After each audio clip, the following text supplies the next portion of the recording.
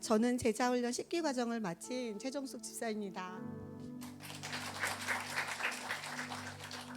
지난 11주 동안 제자훈련을 끝까지 은혜 가운데 마칠 수 있도록 인도하신 하나님께 감사합니다.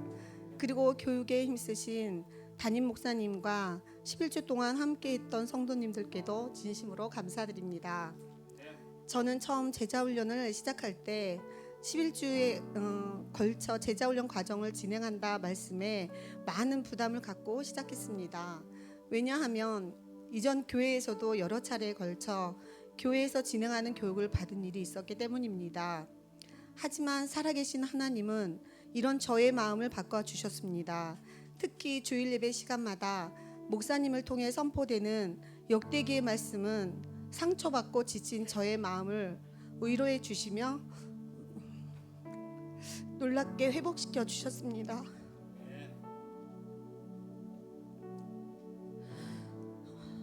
그리고 하나님을 향한 저의 열정도 다시금 되살아나게 하셨습니다. 이러한 은혜 속에서 저는 제가 3대 교회로 인도된 것이 하나님의 크신 은혜와 섭리라는 사실을 깨닫게 되었고, 결국 마음을 돌이켜 제자훈련에 참석하게 되었던 것입니다. 그리고 본격적으로 11주 동안 제자훈련을 받으면서 하나님은 더 많은 은혜와 깨달음을 저에게 주셨습니다. 성령과 기도 그리고 교회와 은사 및 하나님의 뜻이 무엇인지를 배우는 시간에는 그동안 제가 잘못 알고 오해했던 부분을 말끔히 해소할 수 있었습니다. 또한 신앙생활을 하면서 고민했던 부분들도 성경을 근거로 한 담임 목사님의 자세한 설명을 통해 대부분 해소할 수 있어서 더욱 감사했습니다. 이제 저는 11주 동안 제자훈련 과정을 통해 배우고 익힌 하나님의 말씀을 기억하고 더욱 힘써 하나님을 의지하며 주님의 몸된 교회인 3대 교회와 성도들을 사랑하면서 살아가려고 합니다. 그리고 하나님께서 저에게 주신 은사로 우리 3대 교회 공동체를 섬겨나가기를 원합니다. 제게 주신 하나님의 그 사명을 잘 감당할 수 있도록 3대 가족 모두가 저를 위해 기도해 주시길 바라고 아낌없는 사랑의 겉면도 부탁드립니다. 다시 한번 간증을 통해 영광 돌리게 하시고 3대 가족들과 복되고 아름다운 신앙생활을 하게 하신 우리 하나님께 감사드립니다. 안녕하세요. 저는 이번 제자훈련 11기를 수료한 강정희 성도입니다. 제가 간증을 하게 될 것이라고는 꿈에도 생각지 못했는데 이렇게 수료 간증을 할 수 있도록 기회를 주신 하나님과 담임 목사님께 감사드립니다. 저는 하나님을 만나기 전 적지 않은 불안감 속에 매어 살았습니다.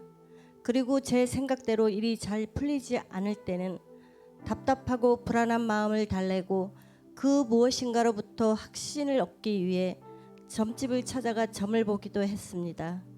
이렇게 하나님에 대해 전혀 알지 못했던 저는 앞으로 잘 풀릴 것이라는 점쟁이의 길한 점이 나올 때면 눈치 없이 목회자인 아들에게까지 전해주며 아들의 인상을 찌푸리게 하기도 하였습니다.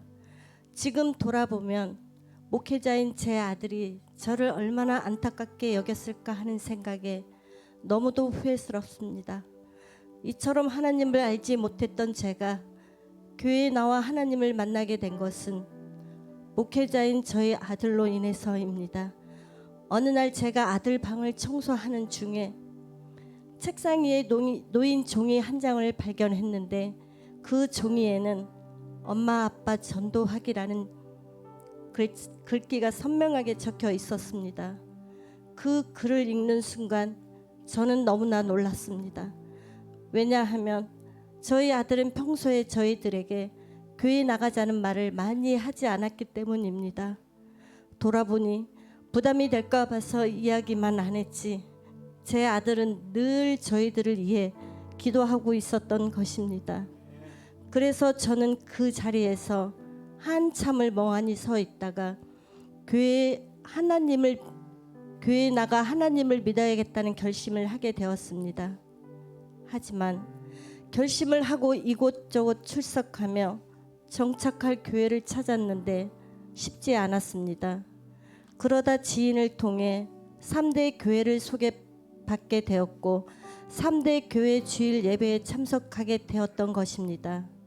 놀라운 사실은 3대 교회 주일 예배에 참석하면서는 목사님의 설교가 너무나 재미있고 귀에 쏙쏙 들어와 설교 시간마다 자주 졸던 제가 더 이상 졸지 않게 되었다는 것입니다. 그리고 하나님의 말씀을 듣는 것이 너무 기쁘고 즐거웠습니다. 이렇게 하나님은 조금씩 저를 인도하시며 마침내 3대 교회의 제자 훈련을 받도록 하셨습니다. 11주간의 제자 훈련과 과제들이 때로는 버겁기도 했지만 돌아보면 이 과정들을 통해 제가 하나님을 알게 되고 이전보다 더 깊이 만날 수 있어서 너무 행복하고 감사했습니다. 그리고 제자 훈련 과정을 통해 저는 앞으로도 하나님의 말씀인 성경을 바르게 배워가고 하나님을 알아가며 예배하면서 3대 교회를 섬겨 나가길 원합니다. 이런 저를 위해 3대 가족들의 기도와 격려 부탁드립니다. 다시 한번 간증의 자리에 서게 하신 하나님께 진심으로 감사드립니다. 고맙습니다. 할렐루야. 예, 오늘도 선포되는 역대기의 말씀을 통해서 우리 3대 가족 모두가 우리 제자훈련 수료식과 간증을 통해 받은 은혜 그대로 순종을 예배만큼이나 기뻐하시고 주의 말씀 듣는 것을 예물만큼이나 기뻐하시는 성삼위 하나님을 인격적으로 깊이 만나고 경험하게 되기를 주의 이름으로 축원해 드립니다. 여러분, 지난 주일 우리는 남유다의 8번째 왕이었던 요아스와 그를 이어 9번째 왕위에 오른 아마시아 부자가 순종으로 시작했던 하나님 보시기에 정직한 통치를 안타깝게도 불순종으로 끝맺으며 비극적인 죽음을 맞이했던 모습에 관해 함께 살펴보았습니다. 이처럼 우상 숭배의 죄악으로 인해 결국 신하들의 반역으로 죽임을 당하게 된 아마시아 왕을 대신하여 남유다 왕조는 이제 10번째 왕인 우시야가 왕위에 올라 정권을 잡게 되고 왕권을 잡게 되는데요. 동일하고 비슷한 내용이 열왕기하 15장에 기록이 되어 있습니다. 우시야에 대한 내용은 역대기에만 있는 것이 아니라 열왕기하 15장에도 기록이 되어 있는데, 다만 열왕기하 15장에는 이 우시야의 이름을 우시야라고 하지 않고 그의 또 다른 이름인 아사랴라는 이름으로 우리에게 우시야의 행적을 소개하고 있습니다. 잠깐 설명을 드리면, 여러분, 열왕기에서 우시야의 행적은 9절가량으로 조립니다. 그러나 역대기는 우시야의 행적을 23절 느려서 기록하고 있어요. 그러면 뭔가 오늘 본문에서 성경을 읽는 우리에게 할 말이 있는 겁니다. 같은 왕에 대한 통치 행적을 앞서서는 한 9절 안쪽으로 줄였다면 오늘 본문에서는 23절에 걸쳐 그의 통치 행적을 우리에게 가르쳐주며 설명하고 있다는 것입니다. 자, 1절부터 함께 한번 보겠습니다. 유다 온 백성이 몇 살이 되었다고요? 16살이 된, 여러분, 우시야라고 하는 이름은 한번 따라 합시다. 여호와는 나의 힘. 예, 우시야. 예, 우시야, 여호와는 나의 힘이라는 이름을 가진 왕인데요. 이 우시야가 세워졌다는 거예요. 16살이 된. 그리고 그의 아버지, 그는 아마샤를 대신하여 왕으로 세워졌다. 여러분, 지난주에도 제가 그런 말씀을 드렸죠.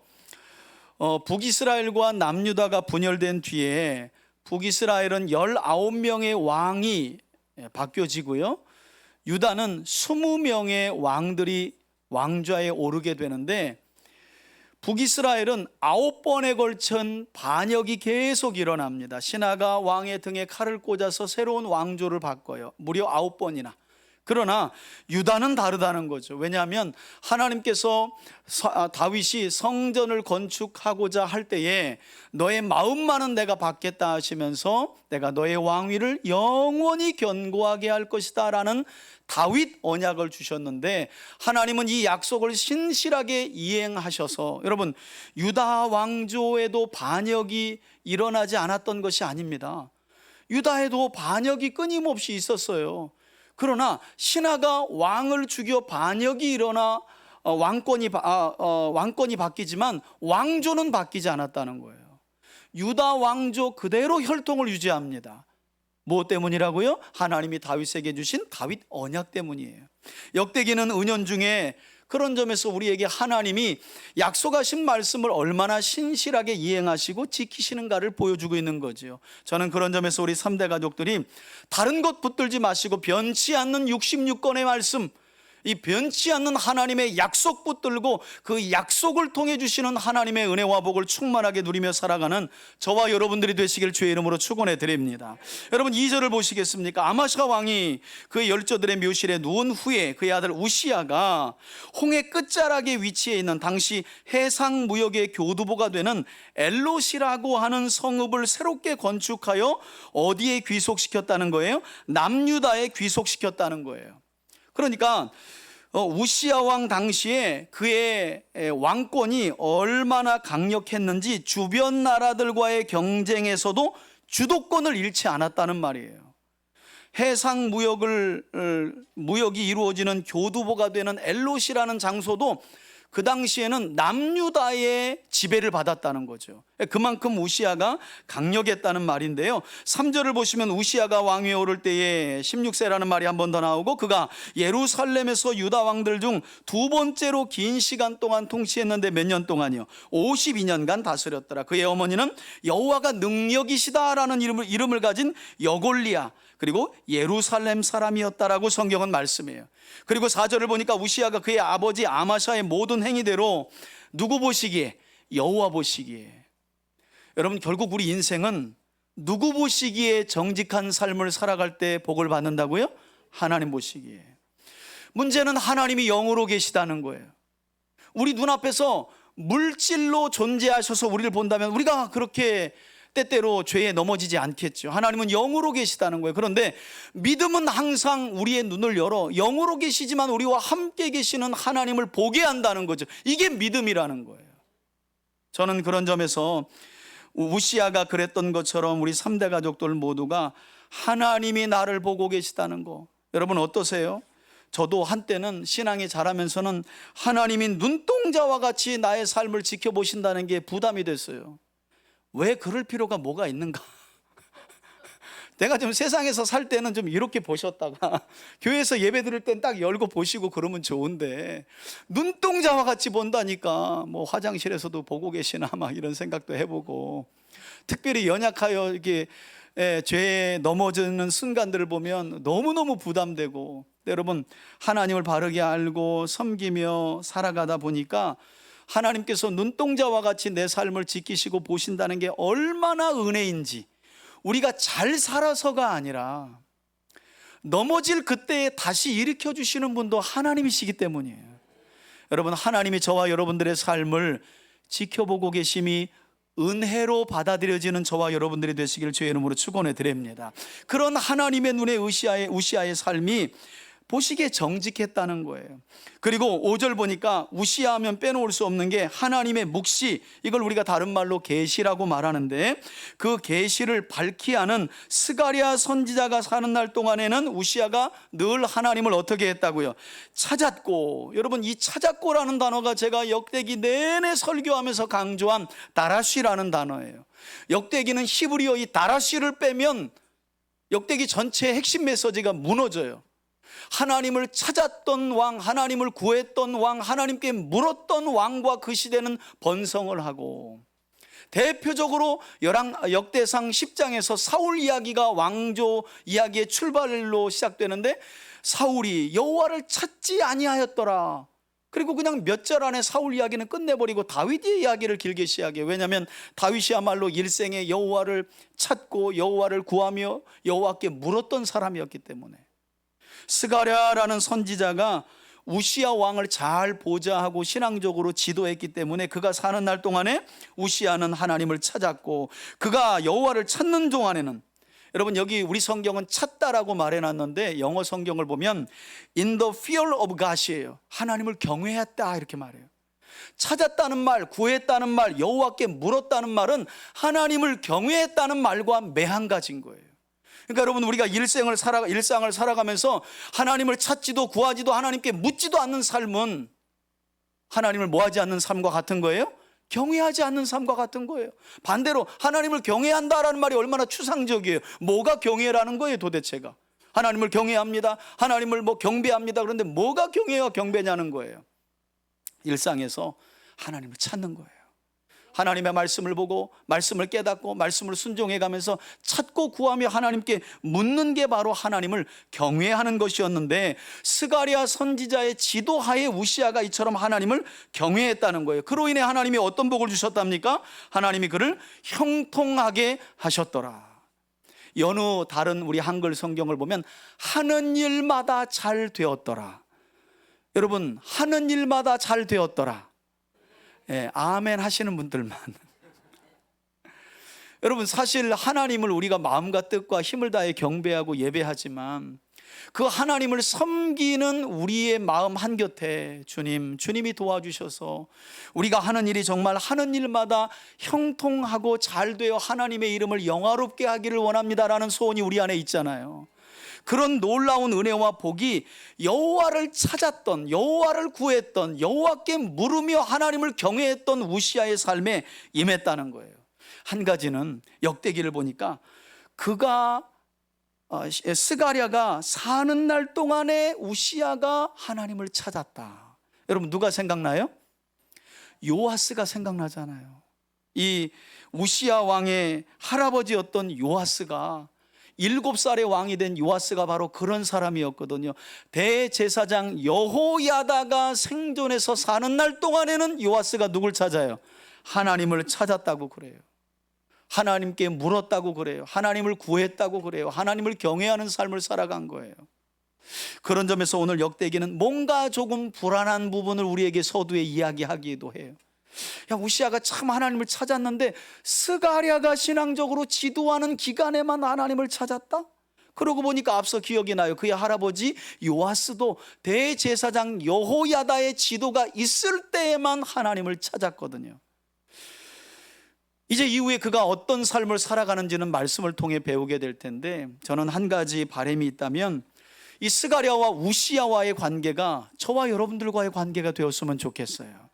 여러분들이 3대 교회 나와 출석하며 신앙생활하고 박영화라고 하는 목사에게 신앙 지도를 받는 동안에, 아니 그 이후에까지 그렇게 이어지면 가장 좋겠지만, 그렇게 신앙 지도가 있고 그런 신앙 지도를 잘 받아서 여러분들이 매일의 삶 속에 하나님을 이전보다 더 가까이 찾고, 할렐루야, 이전보다도 하나님을 구하고, 할렐루야, 이전보다도 하나님께 기도하며 하나님께 묻는 삶을 통해 하나님께서 여러분들의 일생과 가정과 하는 일에 형통함을 주시길 다시 한번 주의 이름으로 축원해 드립니다. 그러려면 저하고 어때야 돼요? 가까워져야 돼. 저하고 밥도 많이 드셔야 돼. 밥값은 제가 지불해요. 아멘도 안 하시네. 밥값은 제가 지불한다니까요. 염려하지 마세요.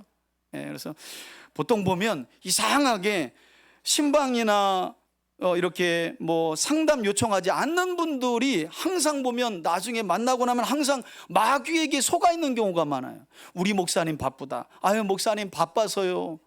한 번도 전화 안 해놓고 아니 물어봐야지 제가 스케줄을 조정하고 만나잖아요. 제 본업이 3대 교우들을 목양하고 여러분들을 더욱, 여러분들로 하여금 하나님을 더욱 힘써 찾고 구하고 하나님께 묻도록 신앙을 지도하는 게 제 1번 일인데, 노예 일이야. 그거는 제가 시간을 만들고 해가지고 내는 거고, 그게 1번 일인데 전화도 안 해놓고 항상 하는 말이 뭐냐 하면, 나중에 시험 들어서 아유, 우리 목사님 바빠가지고 뭐 자기는 뭐 귀찮게 안 하려고 그랬대나? 그러면 문제가 심각해져요. 여러분, 전화 주세요. 영국 갔다 와서 전화 주세요.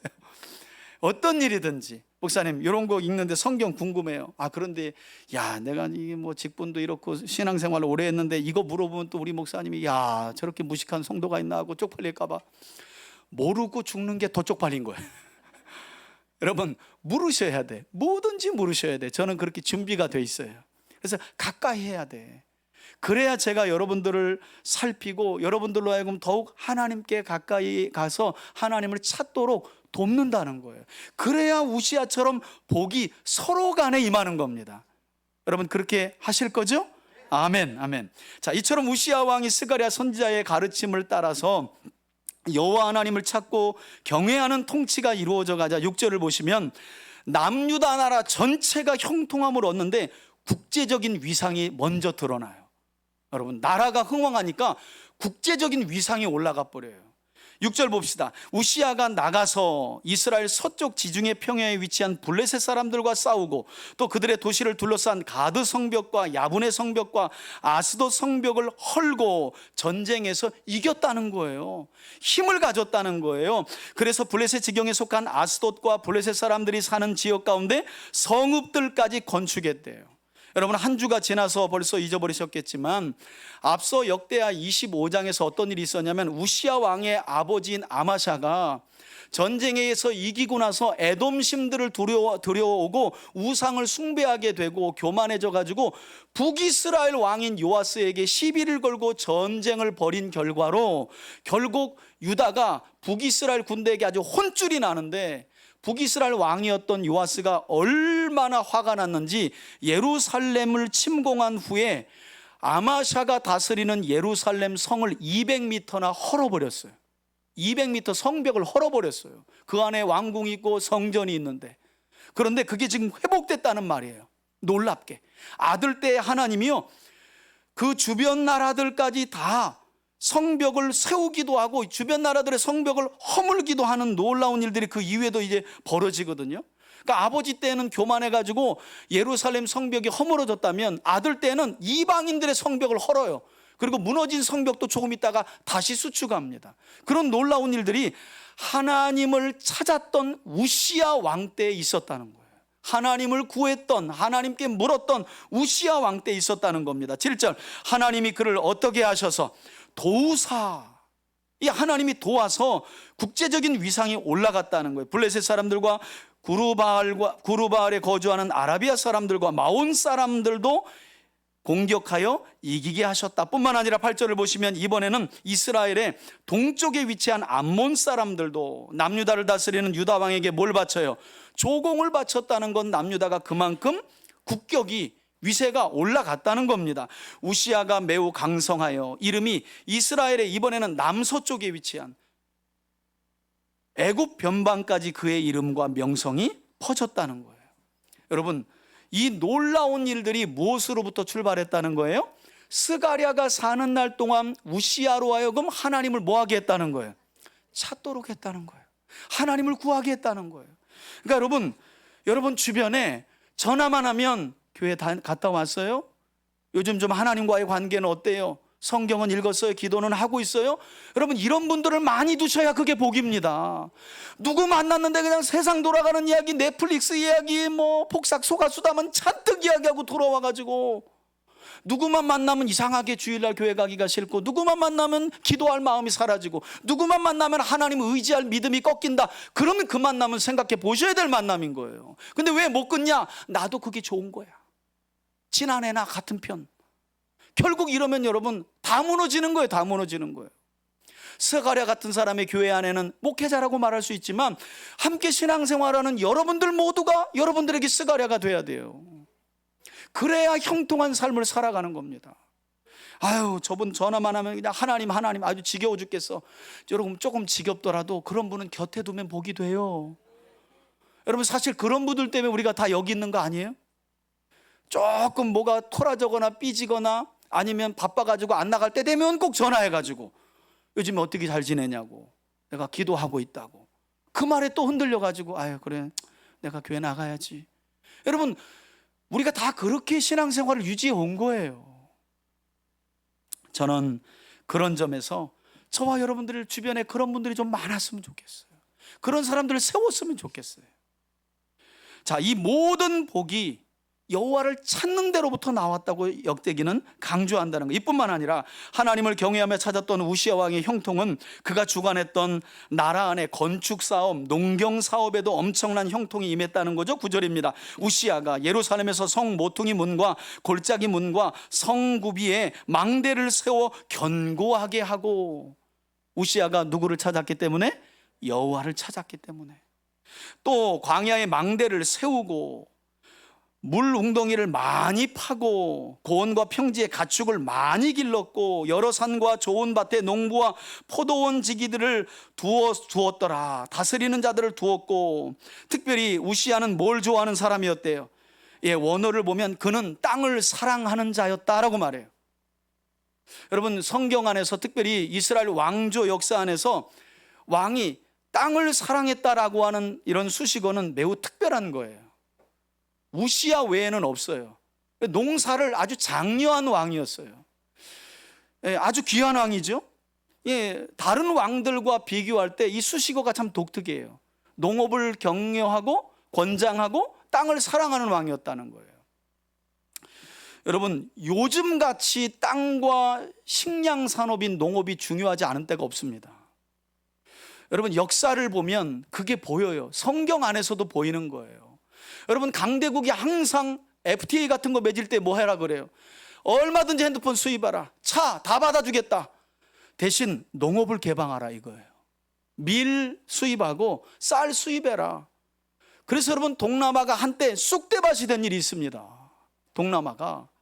여러분, 쌀은요 한꺼번에 구할 수 있는 게 아니에요. 농사는요 지으면 몇 개월 몇 년이 지나야 그걸 거둘 수 있는 거거든요. 핸드폰은 따다닥하고 금방 만들 수 있지만 식량은 그렇지가 않은 거예요.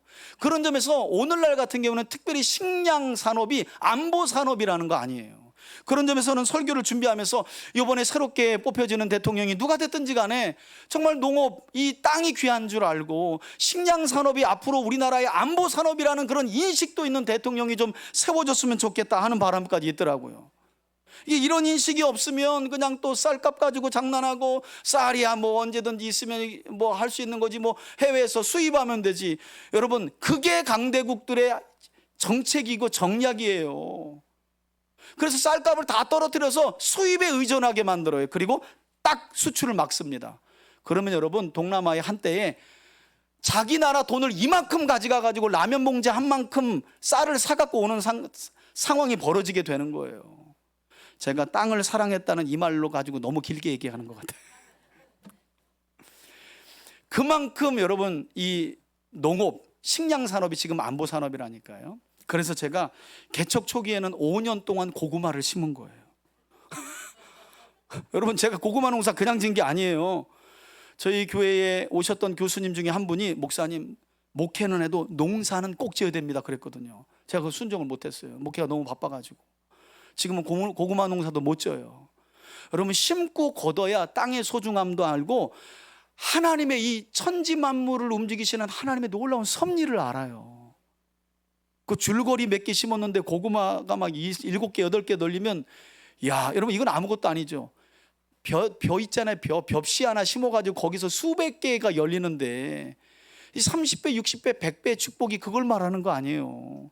농사를 져봐야, 땅을 사랑해야 그걸 안다니까. 요즘 애들은 다 채소도 마트에서 파는 줄, 마트에서 나오는 줄 알잖아요.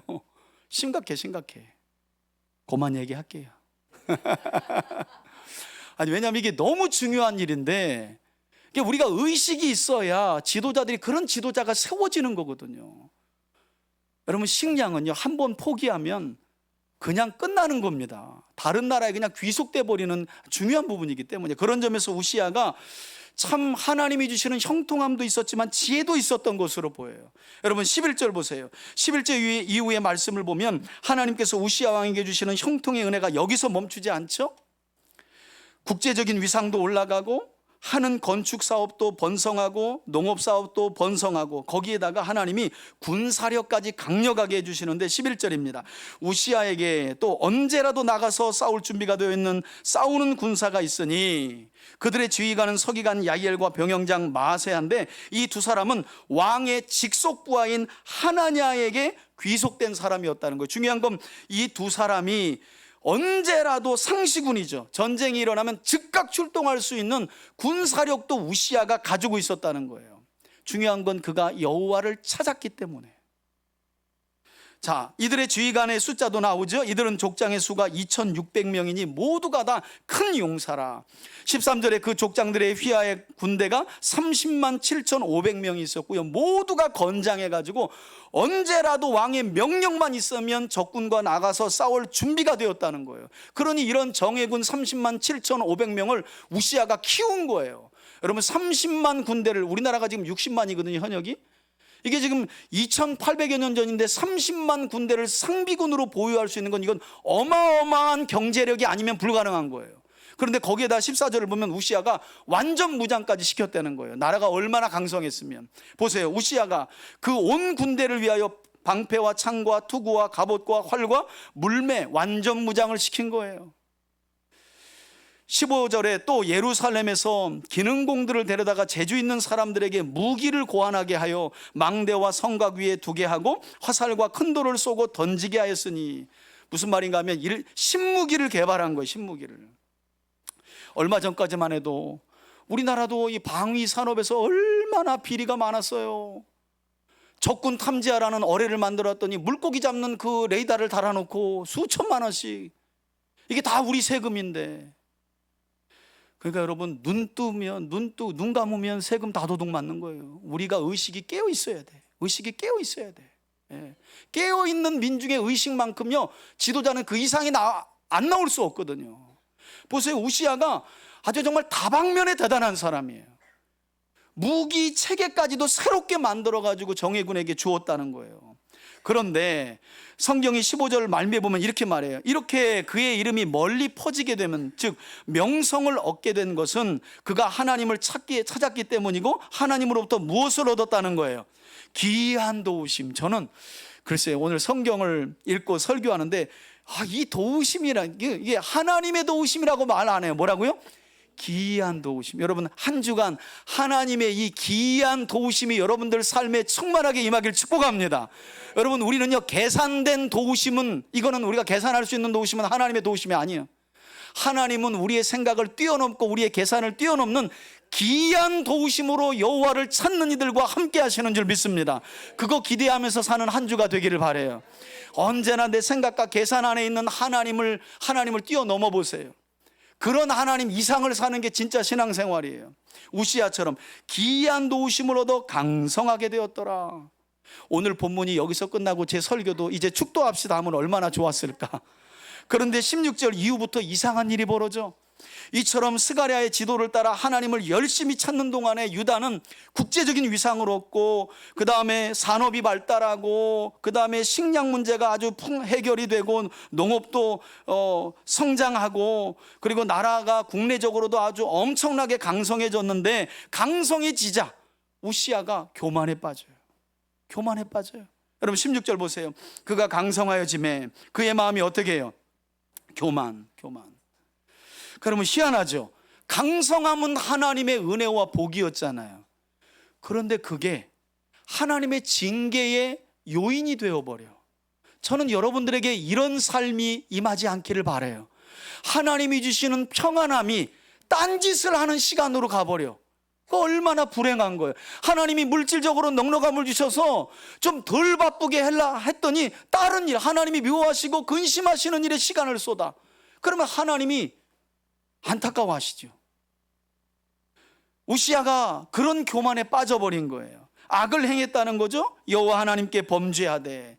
어떤 범죄였느냐? 그가 여호와의 성전에 들어가서 제사장들만이 할 수 있는 제사를 직접 진행하려고 했다는 거예요. 향단에 분향을 하려고 했다는 거예요.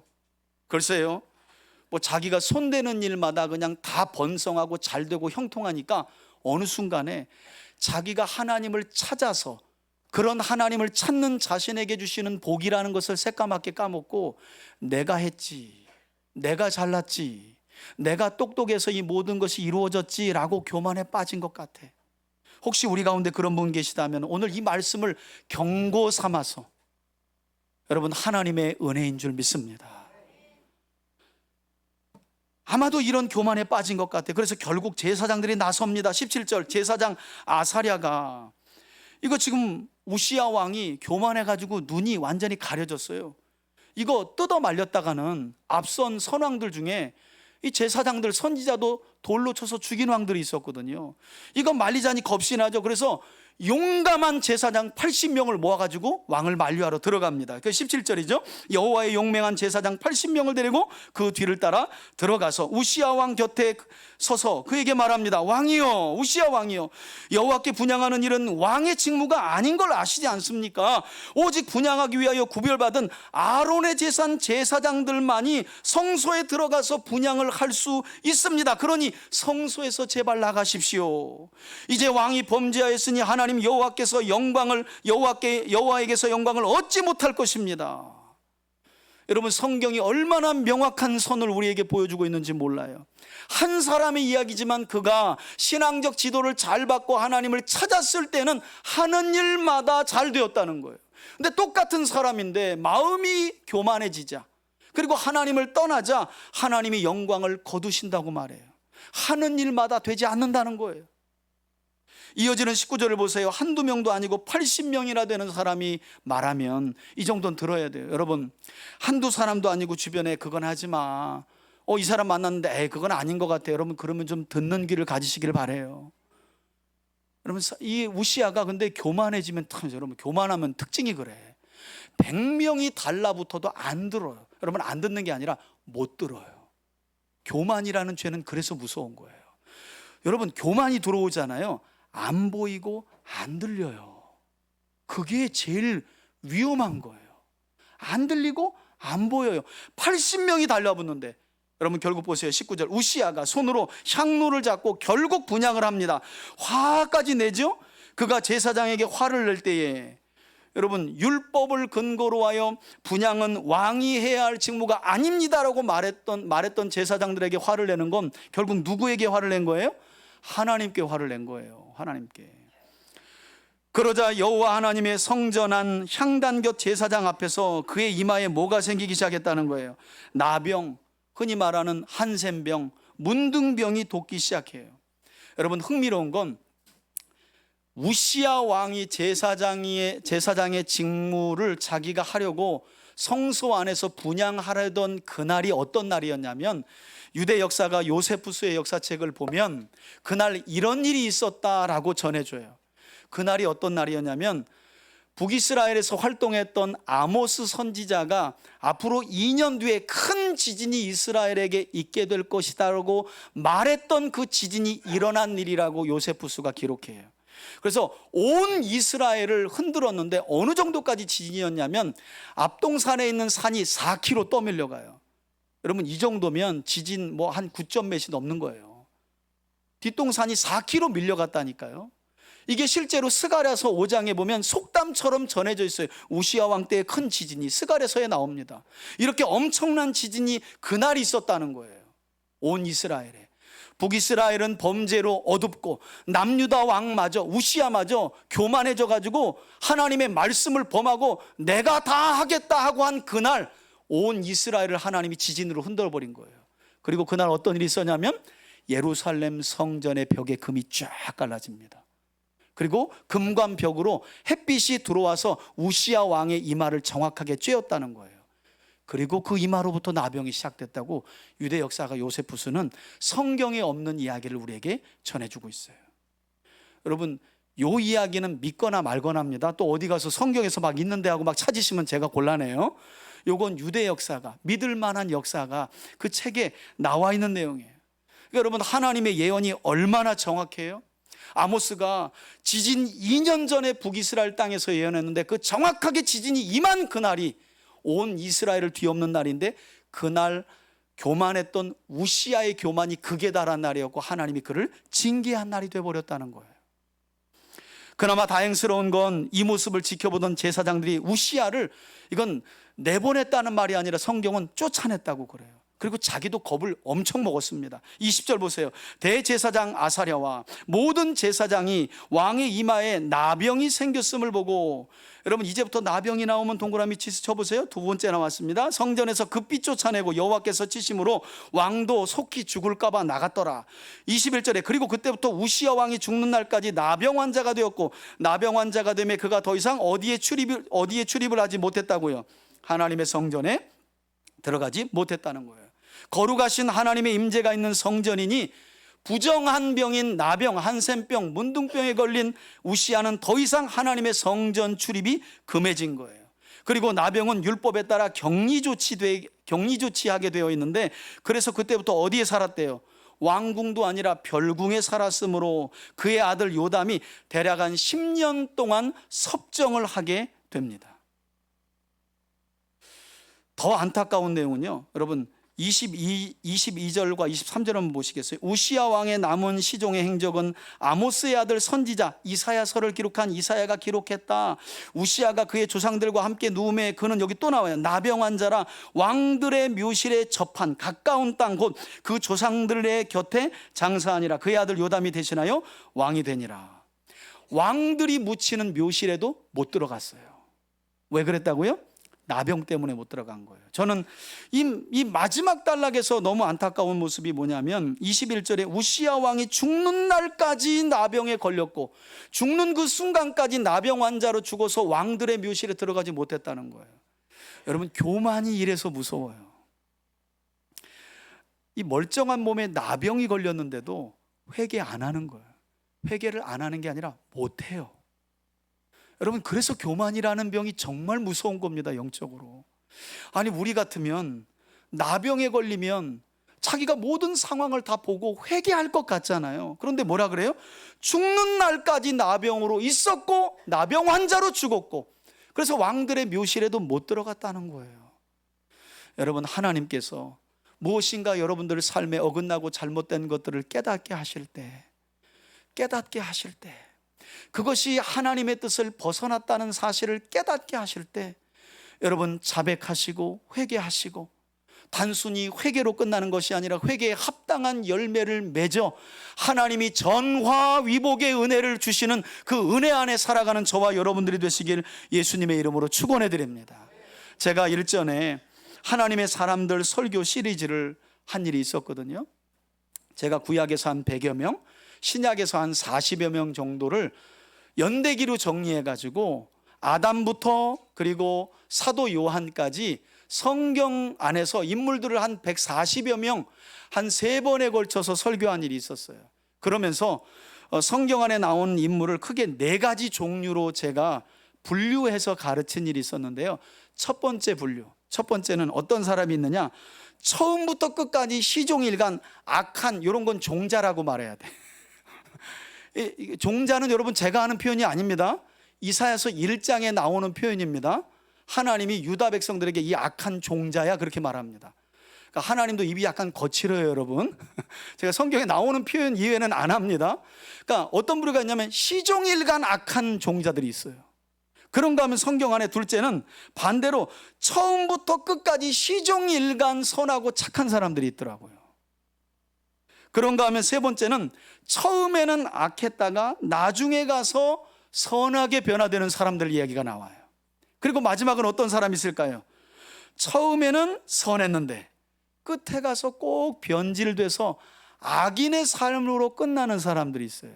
여러분, 흥미로운 사실은 오늘 본문에 나오는 우시아 왕도 그렇고 그의 아버지였던 아마샤도 그렇고 그의 할아버지였던 요아스, 이 3대가 다 이 마지막 4번째 부류에 속하는 사람들의 모델이 됐다는 거예요.